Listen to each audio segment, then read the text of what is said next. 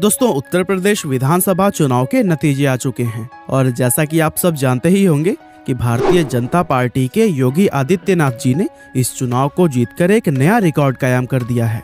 Record इसलिए क्योंकि 80s के बाद से पहली बार ऐसा हुआ है कि एक ही व्यक्ति लगातार दूसरी बार यूपी का सीएम बना है। अब योगी आदित्यनाथ को एक पॉलिटिशियन के रूप में तो हर कोई जानता है, लेकिन क्या आपको पता है योगी जी सीएम होने के साथ ही एक हिंदी मैगजीन योगवाड़ी के चीफ एडिटर और गोरखनाथ मंदिर के महंत भी हैं और साथ ही देश में सबसे कम उम्र के सांसद बनने का रिकॉर्ड भी उन्हीं के ही नाम है। अब योगी जी के निजी जीवन से जुड़ी हुई बहुत सारी ऐसी इंटरेस्टिंग बातें हैं जिन्हें ज्यादातर लोग नहीं जानते हैं और आज के इस वीडियो में हम आपको योगी जी की लाइफ से जुड़ी हुई कुछ ऐसे ही इंटरेस्टिंग पहलुओं के बारे में बताने वाले हैं। तो दोस्तों, योगी आदित्यनाथ जी का जन्म 5 जून 1972 के दिन उत्तराखंड के पौड़ी गढ़वाल जिले के पंचूर गांव में रहने वाले एक गढ़वाली राजपूत परिवार में हुआ था। जन्म के समय उनका नाम अजय सिंह बिष्ट रखा गया था, जबकि योगी आदित्यनाथ नाम उन्हें संन्यास लेने के बाद से दिया गया। योगी जी के पिता का नाम आनंद सिंह बिष्ट और माता का नाम सावित्री देवी है। उनके पिता एक फॉरेस्ट रेंजर थे जिनका देहांत साल 2020 में कोरोना लॉकडाउन के दौरान हुआ था। फैमिली की अगर बात करें तो योगी जी 4 भाइयों और 3 बहनों यानी कि 7 भाई बहनों में दूसरे नंबर पर पैदा हुए थे।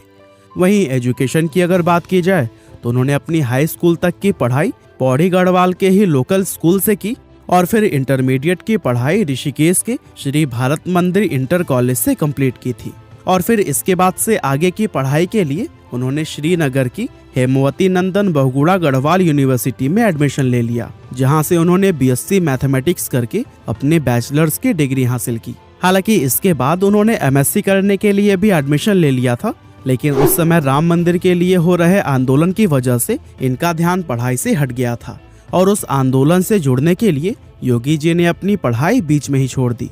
अब यूं तो योगी जी ने ऑफिशियली साल 1998 में पॉलिटिक्स को अपना करियर बनाया, लेकिन सही मायनों में अगर देखें तो उनके पॉलिटिकल करियर की शुरुआत इससे कई साल पहले ही हो गई थी। दरअसल योगी जी को पॉलिटिक्स में शुरुआत से ही दिलचस्पी थी, जिसके चलते अपनी कॉलेज की पढ़ाई के दौरान उन्होंने अखिल भारतीय विद्यार्थी परिषद यानी कि ABVP को ज्वाइन कर लिया था और उनकी गिनती ABVP के उभरते हुए स्टूडेंट लीडर्स में भी की जाने लगी थी। अब योगी जी स्टूडेंट इलेक्शन लड़ना चाहते थे, लेकिन ABVP ने उन्हें टिकट नहीं दिया। ऐसे में उन्होंने एक निर्दलीय सदस्य के रूप में वो चुनाव लड़ा था। हालांकि उस चुनाव में उन्हें हार नसीब हुई थी। अब दोस्तों, यहाँ तक देखें तो योगी जी की लाइफ भी दूसरे आम लोगों के जैसे ही पूरी तरह से नॉर्मल थी। यहाँ तक कि उस समय वे खुद भी अपनी पढ़ाई पूरी करने के बाद से कोई अच्छी जॉब करते हुए अपना जीवन बिताना चाहते थे, लेकिन फिर तभी कुछ अचानक ऐसा हुआ जिससे कि उनकी लाइफ हमेशा के लिए बदल गई।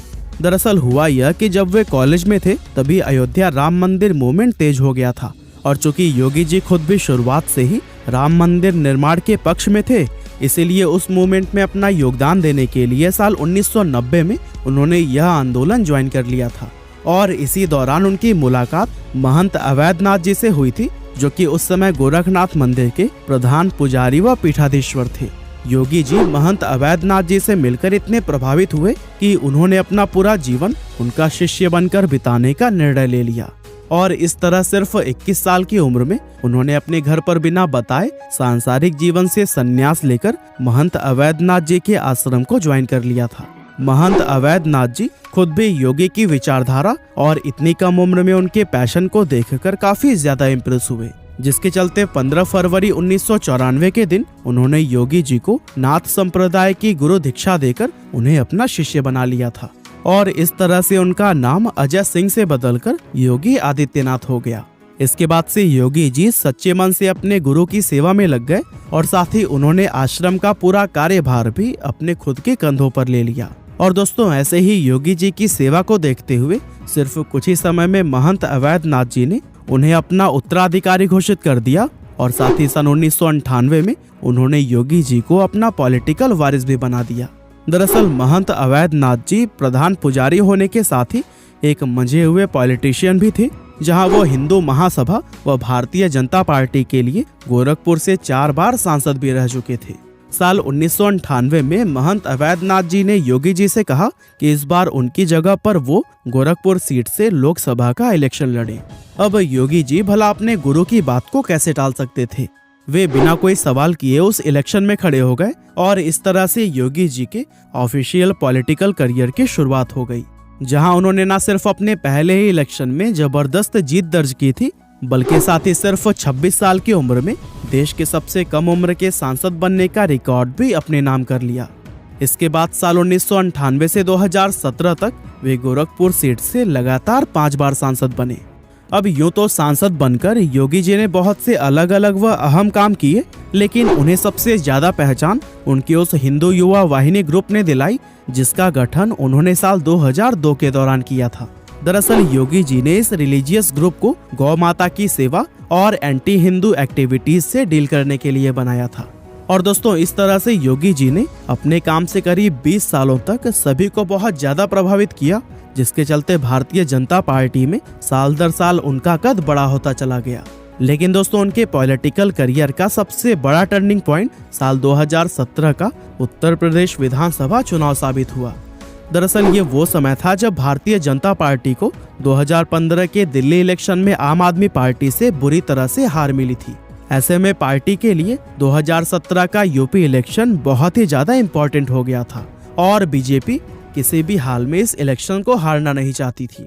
तो दोस्तों, अब बीजेपी के सामने सबसे बड़ा सवाल यह था कि यूपी में सीएम का चेहरा किसको बनाया जाए। और इस सवाल के जवाब के लिए 2016 में गोरखनाथ मंदिर के अंदर एक मीटिंग की गई, जिसमें कि बीजेपी और आरएसएस के सभी नेता शामिल हुए थे और सभी ने आपस में मिलकर यह फैसला लिया कि इस बार बीजेपी की तरफ से यूपी के सीएम उम्मीदवार योगी आदित्यनाथ जी होंगे।